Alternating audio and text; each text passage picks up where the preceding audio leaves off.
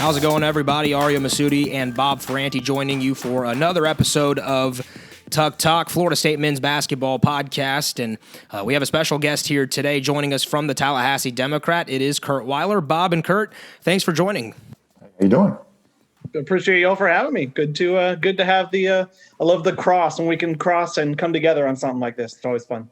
Yeah, the panels are always fun. And Kurt's had a busy week, y'all. I mean, he's breaking news and finding ways to get, scoops on Leonard Hamilton's contract and all sorts of different things. I mean, you could go down the list of the week that Mr. Weiler's had. And Bob, I do know we're a little excited about Alumni Hall's sponsorship here and a partnership that we're really excited to move forward with. And they promise to have some pretty cool things in store for Osceola subscribers. And yeah. Alumni Hall is a really good store in Tallahassee. It's near Four Rivers and Whole Foods. So for Osceola subscribers, you will get 20% off. That's either online or in stores. And check them out, alumnihall.com. You can click across the top to go to all their Florida State clothing or merchandise. And if you're buying for friends who like other schools, they've got, stores and online set up for all the schools there. So good place to shop, 20% off. Neat little perk for subscribers. And we appreciate them sponsoring the podcast. It's been I know I plugged Kurt a little bit on breaking news, but you guys did a great job yourselves when it comes to finding out some news on Florida State and the athletic facility, the football facility that they're moving forward with, and also about the Duquesne scheduling. And you, Jerry, and Pat have been working really hard. What can subscribers look forward to in the future for the Osceola? March is fun, man. It's always fun, but this year, maybe even throw in some soccer and spring football start next week. So it's like everything's kind of coming together all at once. And I think it is really cool to see. We can all kind of appreciate that, even in the challenges of COVID, the financial issues with Florida State, college athletics in general, there's still a long-term plan. They're still discussing what do you want to do as far as a football facility.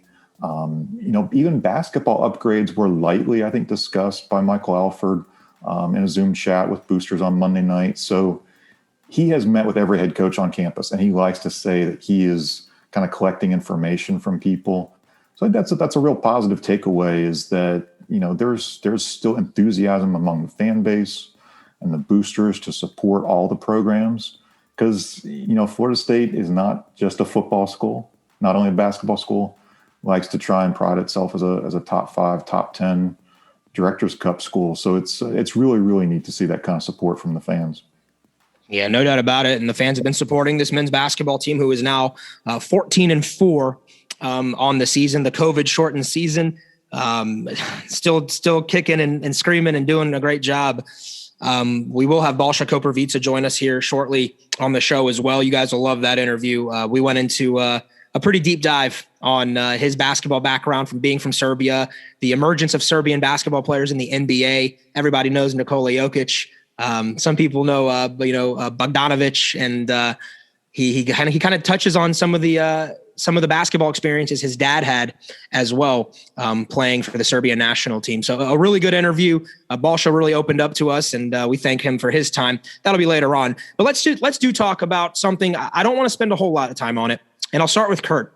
Florida State did fall to UNC, and the first half looked pretty much like Florida State. It was actually to me, there were some really big positives. And one was FSU was turning North Carolina over, which the Noles have struggled to do this year relative to where they were last year, was turning teams over, because that is such a staple of the Leonard Hamilton defense. When you look at KenPom, FSU's defense is only about 50th or so in the country. Last year, they were in the top 15 because they were in the top 10 of forcing turnovers. It wasn't a great half-court defense. They were reliant on getting those turnovers and being able to run off of them. That first half, Kurt, I thought Florida State played really well.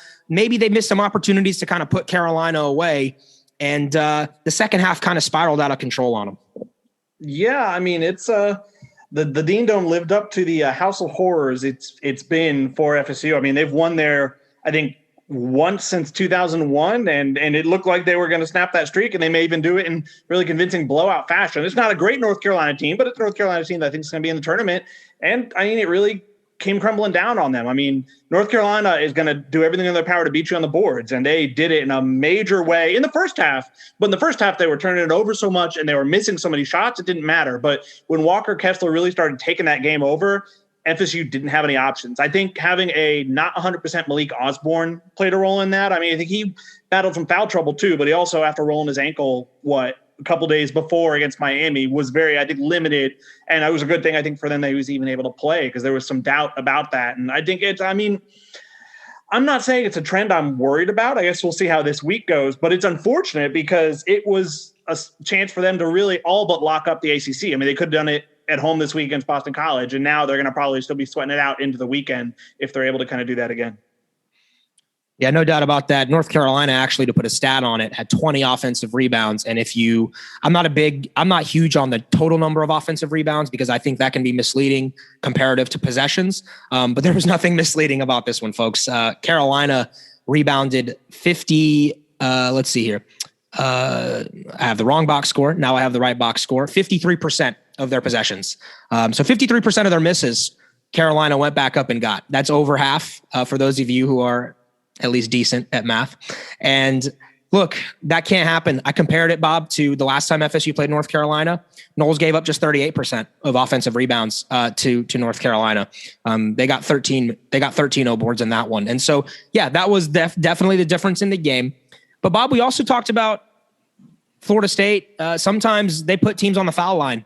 They struggle at times, especially on the road. And Carolina, 27 of 30 from the free throw line. I mean, that was I think 0 boards and free throws was the difference in this game, because neither team really shot the ball all that well. Yeah, I agree. I think there was some definite refereeing that was questionable. And I hate to put a game on the officials, but there were just definitely times where you're just scratching your head. There was a breakaway fast break where Scotty Barnes, I thought, had a dunk. I couldn't believe there wasn't a foul call there, as one example. This one just spiraled in the second half. I think this is one where last year's FSU team just puts it away, comes out the second half and just shuts the door and maybe doesn't cruise to a win, but it ain't close late. This year's Florida State team, especially with MJ, Malik, Tenor just kind of coming back, not having practiced a whole lot. Leonard Hamilton was cautious not to use that as an excuse, but it is a reason. And I think we just need to explain there's a difference between excuse and reason. There are reasons why Florida State didn't play very well. The turnovers mounted, 11 of them in the second half. There's a lot of empty possessions. When you're in a tight game like that, you can't have empty possessions. The boards aren't going your way. The momentum swung. Having students in the Dean Dome, I think, was critical too.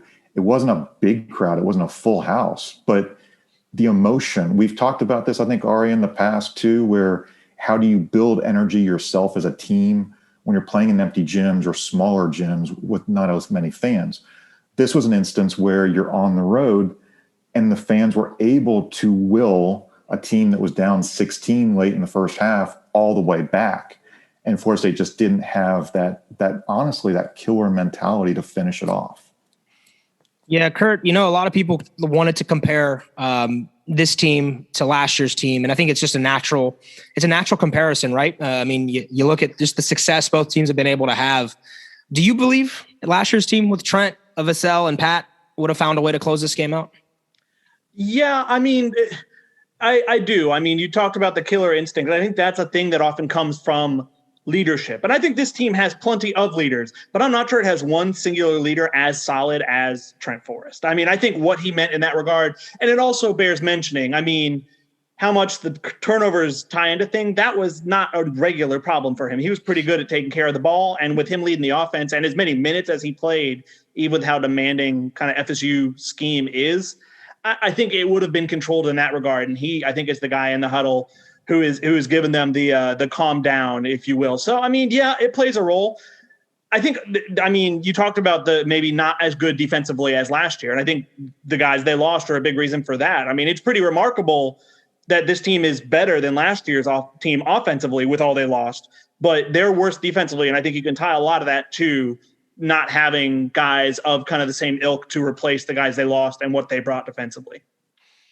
Yeah, I think spot on, Kurt. Just the way that I think situationally that team is what is special. You could compare the stats, and I've done it with the Ken Palm, and this FSU team rebounds much better than last year's team. Last year's team forced more turnovers. This year's team shoots the ball at a much higher clip from beyond the arc. There are pros and cons to both teams. So a true team for team comparison is tough because there's a lot of overlapping players, and a Raekwon Gray this year is not the same Raekwon Gray as last year. A Koprivica this year is not the same, which is why, like when Bob, we had Matt Minnick on and we tried to compare who would win between last year's team and the team of the year before. It's just hard. I mean, Terrence Mann told me straight up, his team was winning it. He said, my team is taking it. We had too many seniors. He used the words too big, too strong, too athletic. But they're hard to make those comparisons because of that development. Yeah, it's interesting. We're going to look back on these two teams and kind of feel quite fondly about them. I mean, honestly, they're going to win the next two games. They're going to both have banners at the Tuck.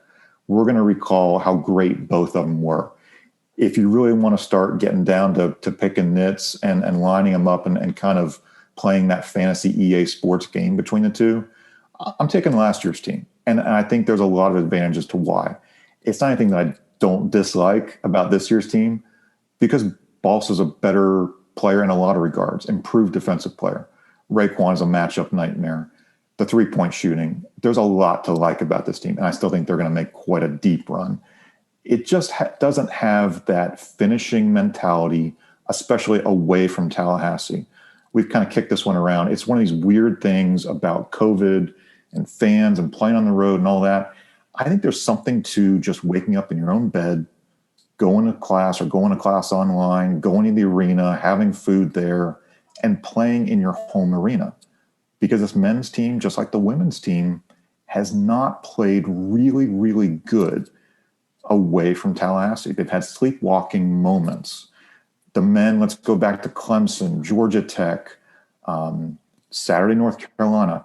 Pittsburgh was a rescheduled game, but they still finished them off. But it wasn't an easy one by any stretch. So the question mark moving forward, honestly, into the tournaments, ACC and NCAA, how does this team play? Does it play with consistency away from Tallahassee? Kurt, I know. So to touch on what Bob said, I think everyone kind of expected that this year's college basketball would be a little more volatile in terms of just the types of runs you would see in games because of the fans not being there, because of empty arenas. I think we all predicted that you would have some wild back and forth games just because that's the way the game's personalities would go without fans in attendance. But Florida State, I believe, I don't know if I'm 100% right on this stat, so correct me if I'm wrong. I want to say 3 of the 4 losses that they've had, they have blown a double-digit lead. I think I think it's every single one except Georgia Tech. I'm trying to remember. I don't think Georgia Tech, they ever had a double-digit lead in that first half, but I believe at Clemson they had a double-digit lead. They had a double-digit lead against UCF at one point. And I'm trying to think of the third loss that they had a double-digit. Carolina, the one that we were just talking about. So is that something to worry about in an NCAA tournament game? And in your opinion, why do you think FSU's been getting out to these big leads and not being able to hold on at times? Well, I mean, I think we talked about the killer instinct they're lacking and the leadership that comes with it. I think a lot of that, I mean, I was actually going to echo the same stats, so I'm glad you did. Comes back to what we talked about with leadership. I mean, MJ Walker is many things, but I would not classify as that vocal leader. I think he is a lead by example type, and that's fine.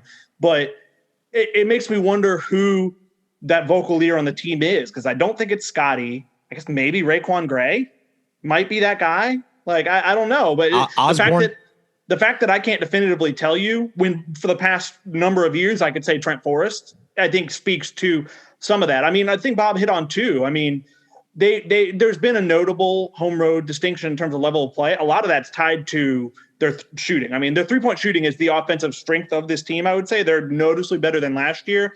It's why if this game is played in the Tuck, with how well they've been shooting in the Tuck, it would be interesting this year's team against last year's team. But that has me worried somewhat about the postseason too. Not worried about them losing the first game, but there has been they are notably worse. I think there are some friendly sight lines in the Tuck, and they might not be as familiar. And I'm definitely, I would say, concerned not just for FSU, but for everybody about how little time those teams are going to get in the actual venues before they play those tournament games. That's worrisome too, in terms of, I think those shoot arounds they normally get are pretty useful, and not getting that, I think, will affect everybody. I don't think it will just affect FSU, but I'm interested to see how it affects everybody. Yeah, Kurt, I think one of the positives of the tournament being held in Indianapolis, outside of, I believe, Lucas Oil Stadium, which is a football stadium for the Colts. And those have weird sight lines just because of where the court is and how the depth. All the other courts, I believe, are true basketball arenas. In the past, in the tournament, we've always complained, are they playing on a hockey? Are they really playing in a hockey arena right now? Are they playing in this? Are they doing that? I mean, that's not a real court. That's a makeshift court. And so that's the good news. Bob, to touch on Kurt's point, should we be worried that Florida State hasn't shot the basketball as well from beyond the arc when they're not inside the Tucker Center? Yeah, I think I'm definitely, to what degree of worry is the question, right? I think the other thing that we have to kind of factor in is we've seen this team have a pause in January and then get into rhythm, and a pause in February and then try to get back into rhythm, honestly, with MJ Walker not being nearly 100%. This team was surviving and playing fairly well without its leading scorer. Remember, MJ had a 0 up at Pittsburgh, trying to play through it. Didn't play down at Miami. It sounded like he didn't practice at all or very much leading up to Carolina, and then tried to make a go of it that morning and just kind of trying to gut through it. So that's your scoring leader, one of your biggest 3-point shooters. And as I like to say, when you lose a guy like that, it then ramps up the intensity. Everybody else on the roster and in the rotation then feels like they have to do a little bit more. You get a little bit out of your comfort zone, and you have to then kind of step it up a little bit. And I think that just put a little added pressure. So the question now moving forward is, do you get back in that rhythm? Is everybody getting healthy? Because you want to finish off these 2 wins, but then be totally ready to go for the ACC tournament. Yeah, and just to finish the thoughts on the Carolina game, Walker Kessler was unstoppable. I mean, he was awesome. That was, if you're a basketball fan and you love the game, a guy who's 7 foot and turns the corner as fast as he does and as smooth as he was with the ball, it's a lot of fun to watch. And you hope Kessler's one and done, because that kid's a special talent. And I look back at the box score from when FSU won round 1 in Tallahassee. Kessler played 8 minutes. That's it. He was still trying to figure himself out. So that's very much, a lot of times we focus on the Florida State aspect of things, right? Like that's what our jobs are. We fail sometimes to look at the other team's arc, the season arc for them. Carolina's playing much better than they were at the beginning of the year. Roy has those freshmen, those youngsters playing at a higher level. Some of them are getting into their own. Carolina had 3,000 fans, by the way, allowed in the arena for the first time all season, and they were all students. And so, yeah, that definitely provides an energy boost. And I'm not sure that Carolina comes back if the students aren't there to help them will on that run. And that makes a difference. We've seen, Balsha Koprivica. Balsha is going to let you know in the interview that he thought there were more fans than allowed for the Virginia game. He goes, I don't know. That was interesting because there were quite a bit of fans in Tallahassee for that one against the Cavs. And it made a difference. And so teams have different arcs on the season. I think this Carolina team has a chance to be pretty good in the tournament. I think they're dangerous because of the matchup that they present.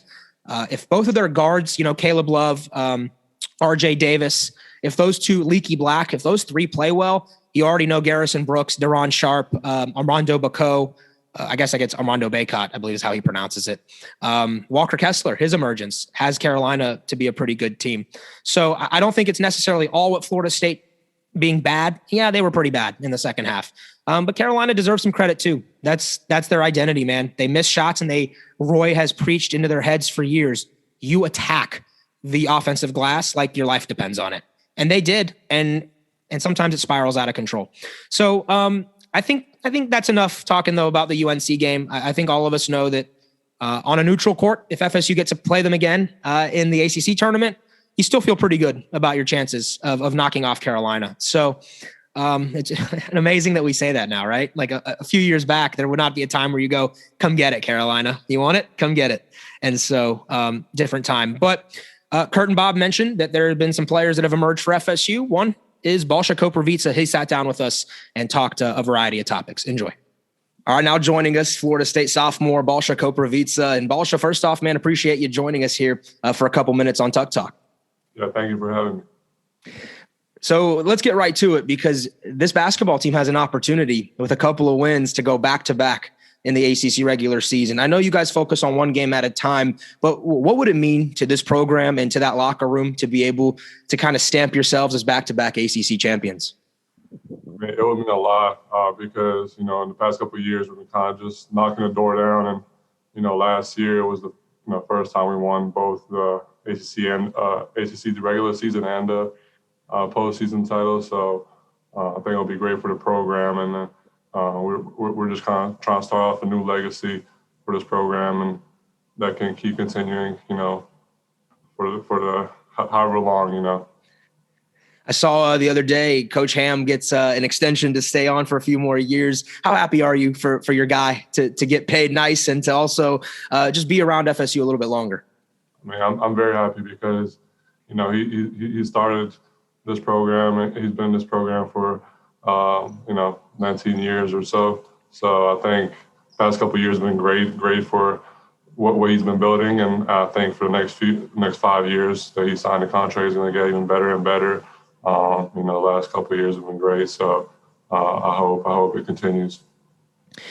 You had a very interesting development, especially last year. As the year ended, you started to get better. In that final game against Boston College, I mean, you showed out.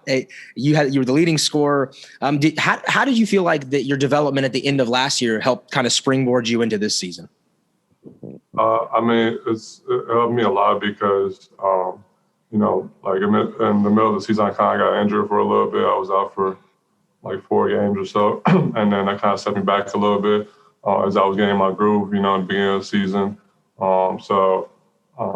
After I recovered from that, I just kept trying to work more and more, and kept trying to learn the game more and adapt myself to the way college basketball is played, and slow my game down a little bit. And that definitely helped me throughout the summer, working out a lot and that stuff, and being able to translate it into this year. You say you had to learn a couple things, and then you have one of the best teachers. I think he's the best big man coach in basketball, Stan Jones. I mean, can you just tell the fans who might not see every day how hard you guys work as big men, but just to have that expertise and what Coach Jones brings to the table? I mean, he brings a lot of knowledge. He's been in this. He's been a coach for almost 50 years, so he knows a lot of stuff, and he always pushes us to our maximum potential because he wants all of us to reach our goals, and he knows how much we're capable of. So I mean, just the way he coaches, he brings it every day. There's not a single day that he doesn't just come in and doesn't want to coach us.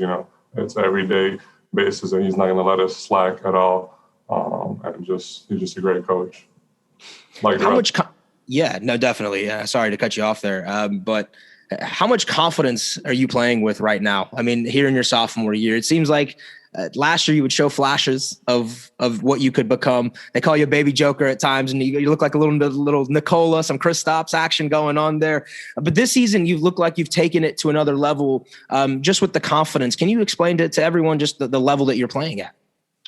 Yeah, I mean, it's just like when you work out a lot on certain things, and when you come to the game, it just kind of like seems natural.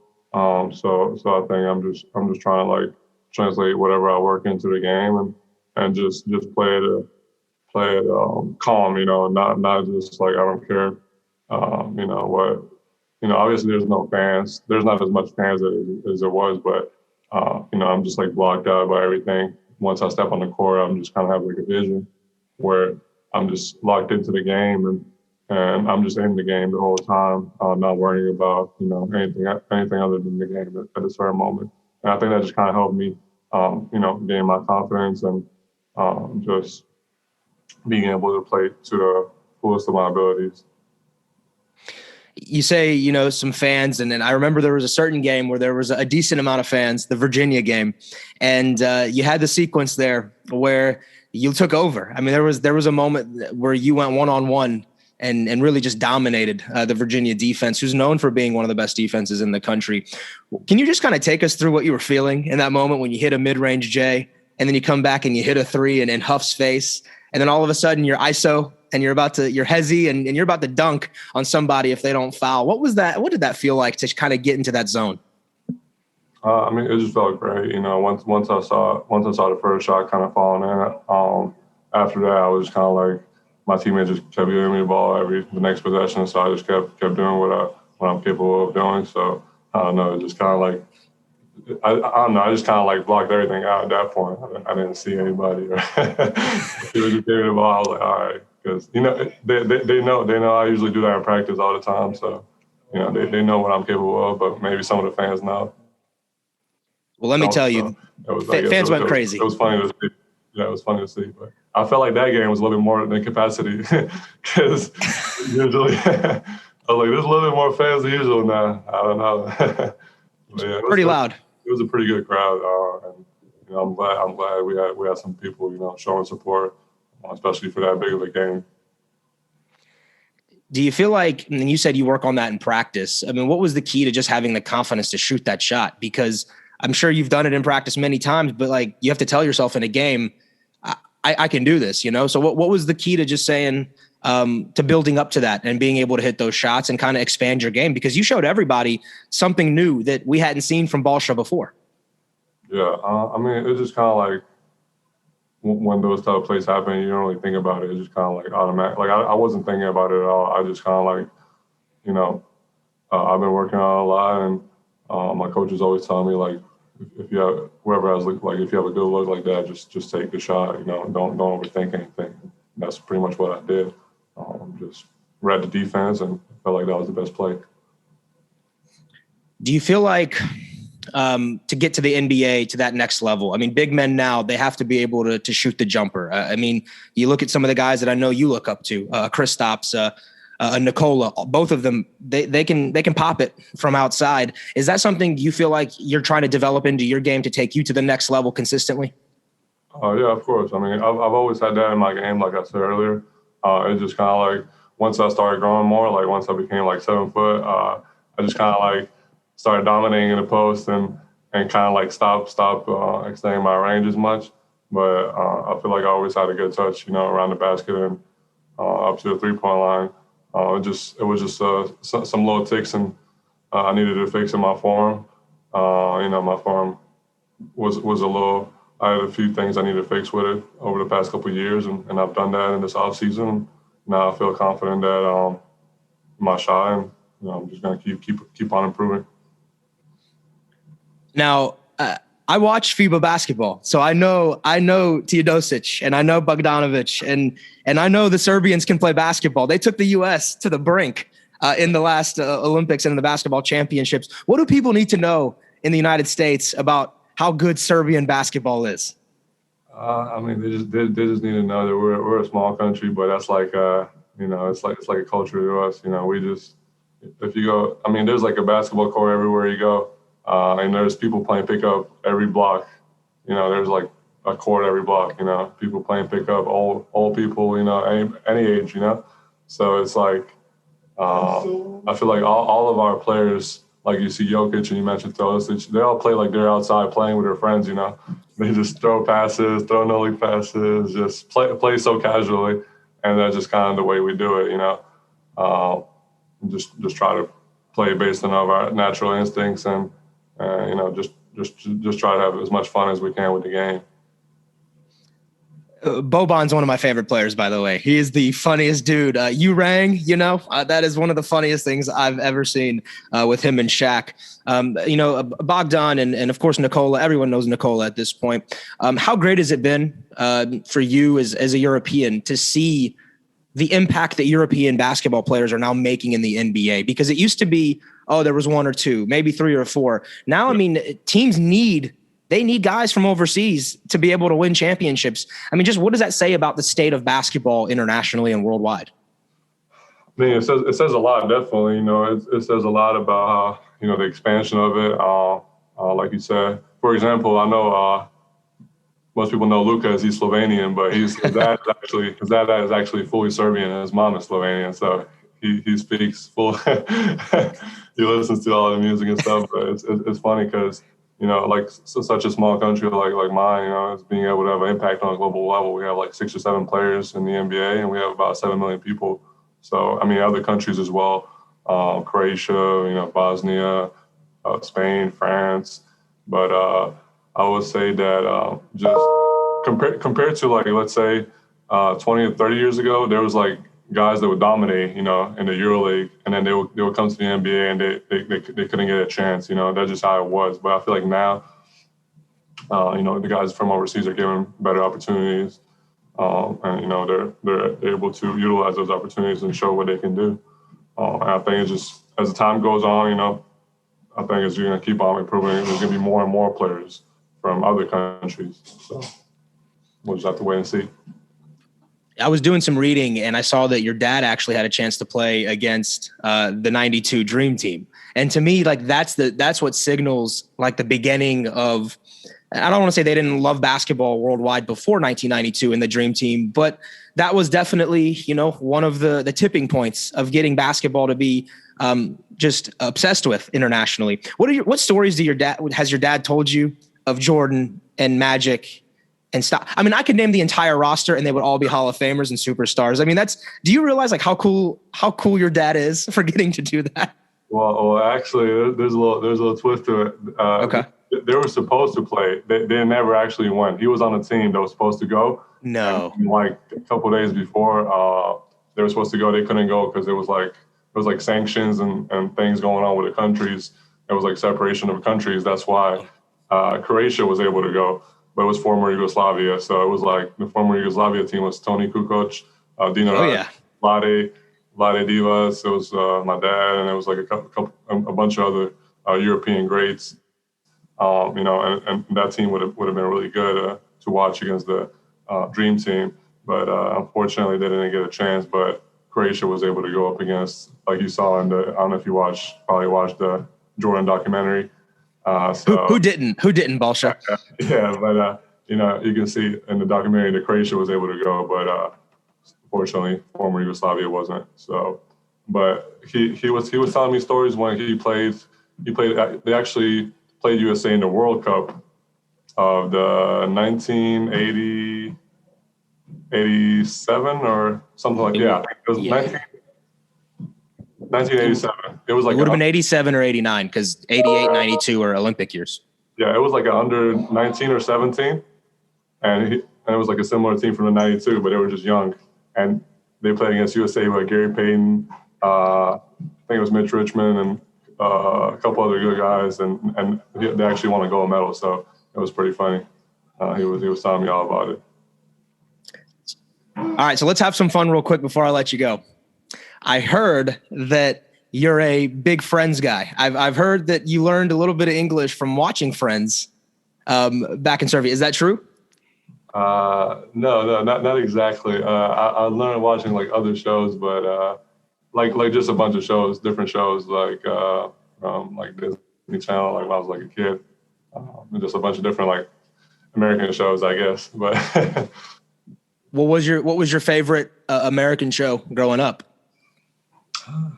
I didn't have one. It was just whatever was on the TV. I just try to like watch as much as it was just a variety of different things. And whatever I could pick up as subtitles, I would try to watch so I can learn more. Obviously I learned in school and they taught us in school, and then I took some extra classes for it, to better my grammar.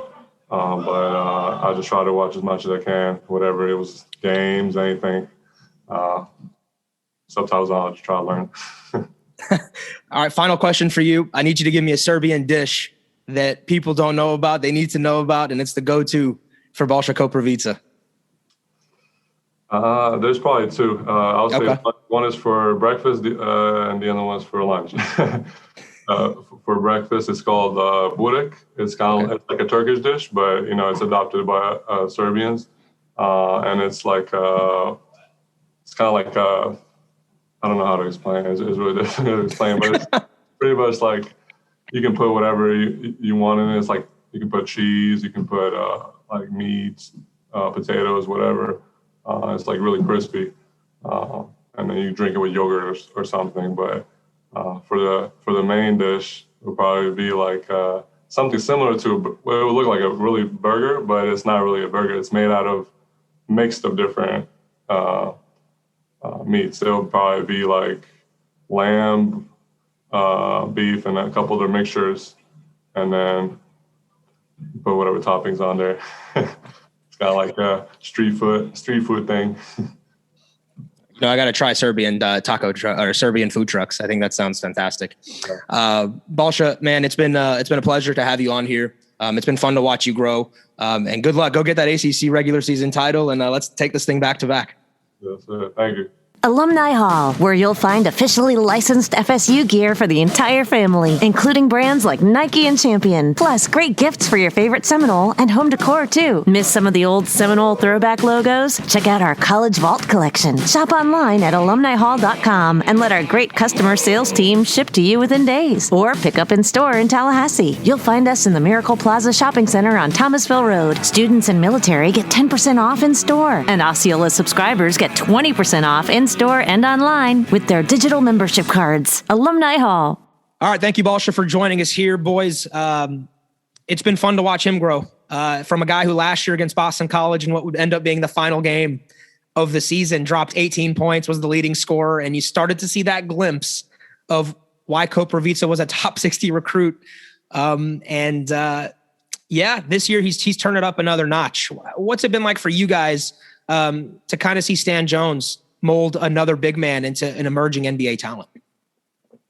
I mean, it's an interesting situation. I was doing another podcast recently. We've kind of talking about, I guess, what Florida State, the type of big Florida State likes and how they developed them. I mean, Balsha is not like a lot of them in that Balsha came in a lot more polished than a Michael Ojo, than a Chris Kumaji. It was not the same type of player. I mean, he was a player who's very heavily recruited, had experience, obviously, playing basketball, wasn't someone who picked it up recently. So it's been interesting, really, I would say probably for the first time, kind of seeing Stan Jones get a player of this kind of potential and how quickly, because he's definitely accelerated at a faster scale. And so it has been interesting to see what Stan's been able to do with that, because he's had some nicer clay maybe to work with this time than he has in the past. Yeah, Bob, what has Balsha done for this team? I mean, how has he elevated Florida State this season after they lost 2 lotto picks and one of the most winningest players in school history? I think his defense is starting to really show. I think it can come a lot. It can come more. We need to see more from him on that end. But just him as a rim protector, I think we saw what in the Virginia game, Kihei Clark was just kind of driving at will when Balsha wasn't in the game. And it was huge for him to come back in and to alter shot selection, to block a shot from Clark. Frankly, if Balsha wasn't able to go in that game, I wonder if Virginia doesn't kind of make that game really, really tighter and more interesting. Maybe the game goes the other way. On the offensive end, he's phenomenal to watch. I don't know what he's going to do with the ball in his hands, because he loves in the open court to do something crazy with it, almost like a point guard. And he's got some nice little shots around the low post. I go back to, he made a 3-pointer, his first college 3-point attempt that he just drills, and he's got the 18-footer. He's got the step back.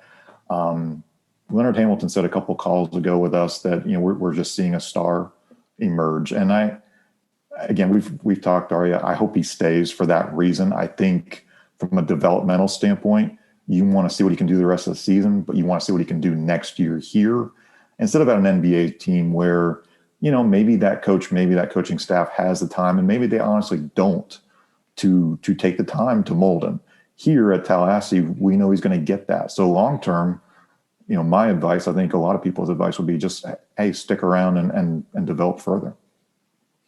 Yeah, I think, this time of year is really important from a draft perspective, because the March and the tournament in general is a place where a lot of guys kind of work their way either into the second round of the NBA draft, or if they were on the fringe of that first or second, they can kind of move back and forth. The lotto is usually almost always the lotto is pretty much set months in advance, and maybe some order changes, but like Scotty Barnes isn't going to fall out of the lottery, because it's just, you're basing that off of potential physical attributes, and things that sometimes production doesn't really matter for guys in the lotto. It's more what they will become instead of what they already are.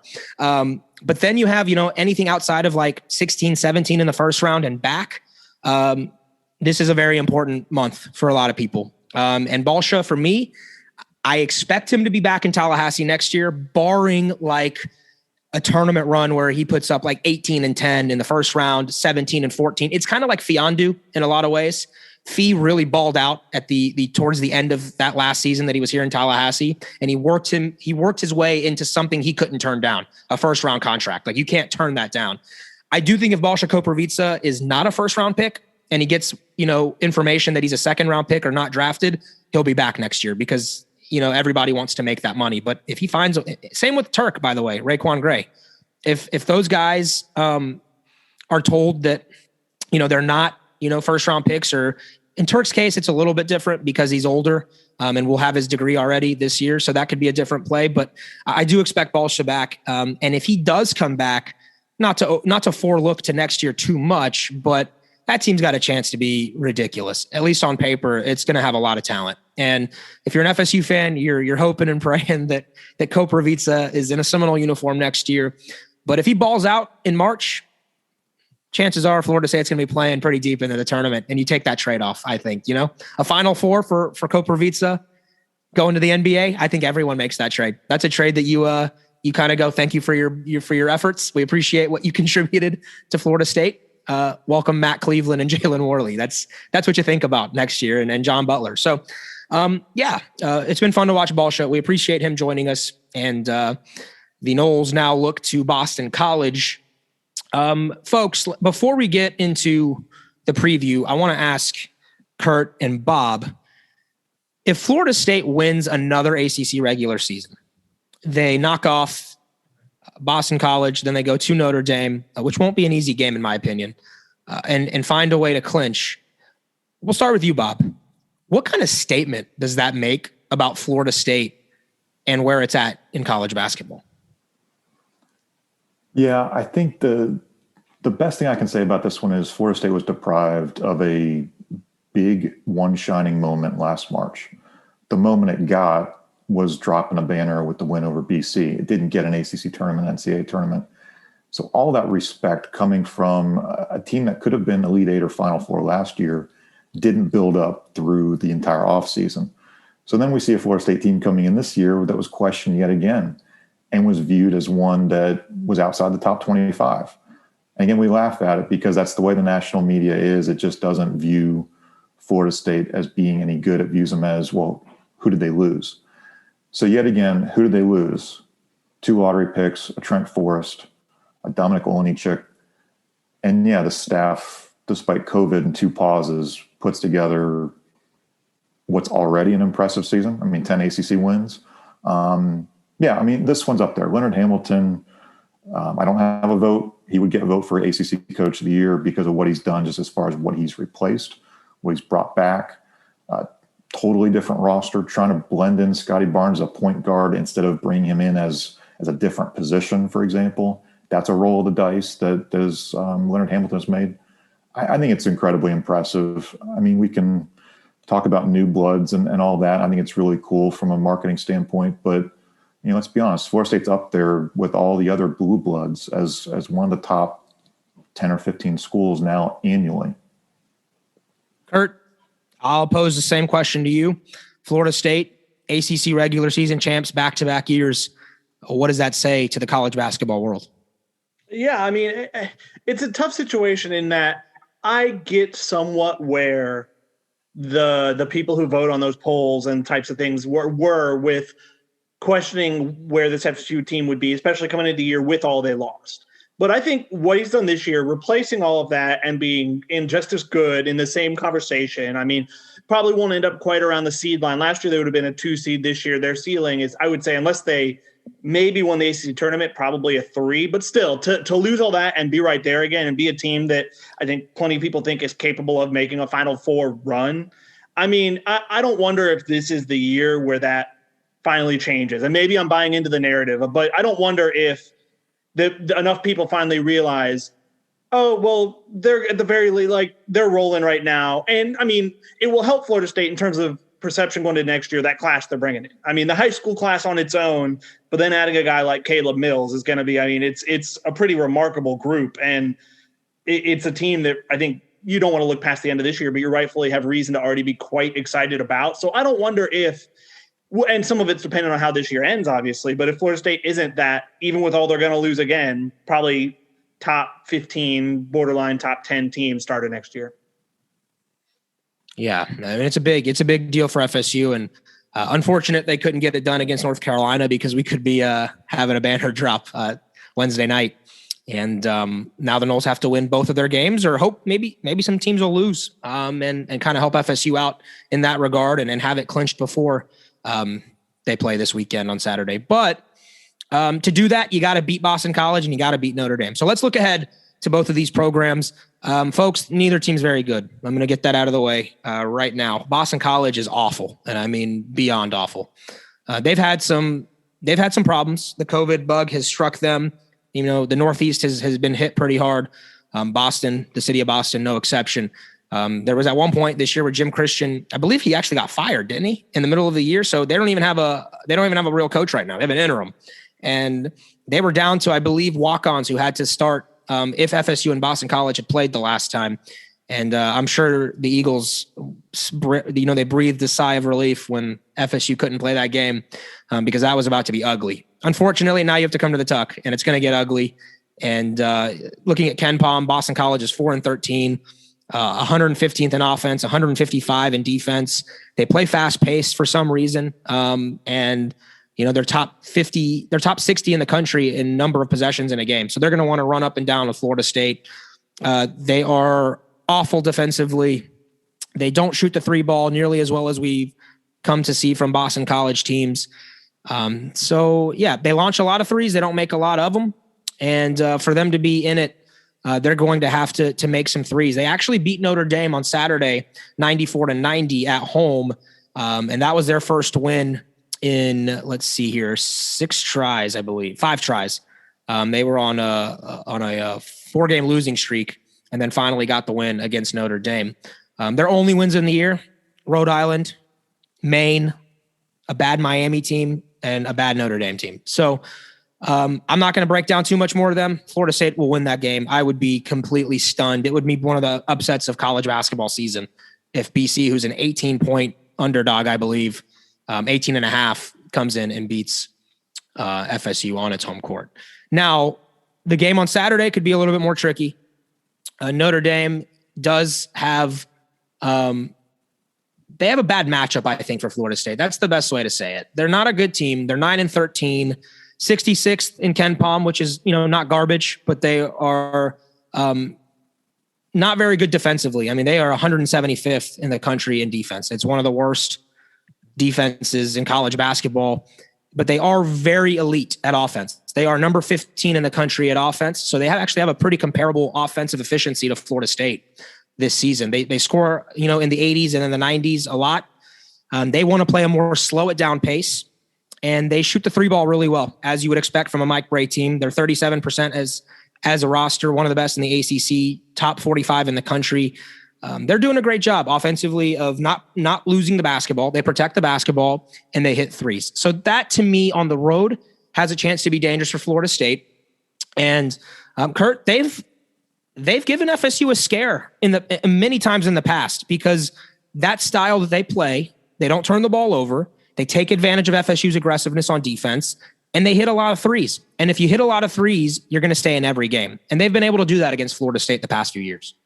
Yeah, no, I mean, it wasn't – last year's Notre Dame team was better than this team. Not a ton, not a team that I don't think was really contending to do much in March, but that team wasn't especially good, and they came into the Tuck and gave Florida State a scare. They very nearly ended that home winning streak at a lot less than it is now. I remember that was the infamous Mike Bray post-game scene where his press conference kind of went viral on that one. And then obviously up at Notre Dame. And obviously it's always harder to win on the road, but that was a game that Florida State needed the last second layup from Trent Forrest, or else they were going to be going to overtime. And they trailed a lot of that game, if memory serves. That was a game they really had to grind out. So, I mean, they don't have Matt Mooney, which looms large because he was a heck of a player for them. And he's been a tough one to replace, no doubt. And I mean, they've gone through a lot of those guys.